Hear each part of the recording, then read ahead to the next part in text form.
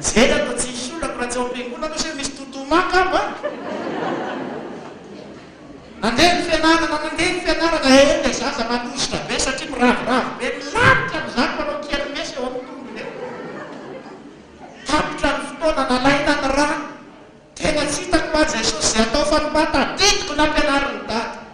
rehefa tsy mety sitrana ny marary aleo Jesosy azy hoentany amin'ny Jesosy zako tonga de sabe vonona ve hoa eo amin'ny Jesosy vonona izy le zazy tsy fantanarona vonona na tsy vonona fanamary fotsiny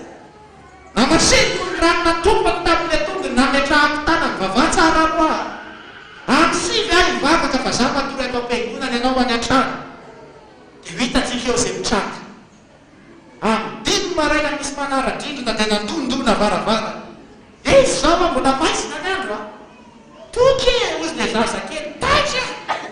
sokafako mbola mikirazorazo ny tongony a niditra izy de mipetraka sikotra le feno ty mahazo anao fa tonga tamy sivana de nisy rivotra mety amin'ny trano de nety ny anakoroa de nakina de teo anasa tenenako asa sao de ataonao sampony rano rehefa zaraina raha veo ajarony rano Jesosy fa Jesosy ny manasitrana anao avy amin'ny lalany rano Jesosy ny mampitsangana anao fa mbola fihezika amindreo le mifinao teo le voninahitra Jesosy antsontsoy misy hosana vonjeo zahay raha mitomany atongotry ny olona ianao anaety ny azonao miala eo mbola ampangotsingotsoany araka de mafy ny mahazo anao de maty tokoa le vadinao fonao atefanizihatra mbola asinsina ihany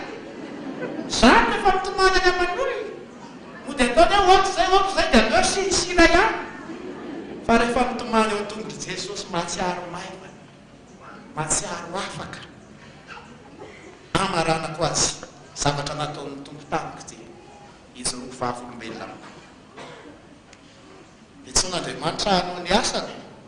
mbola zasa kely any manofy an'izany fona isaky ny amin'ny ray maraina misy mikitika ny sofiko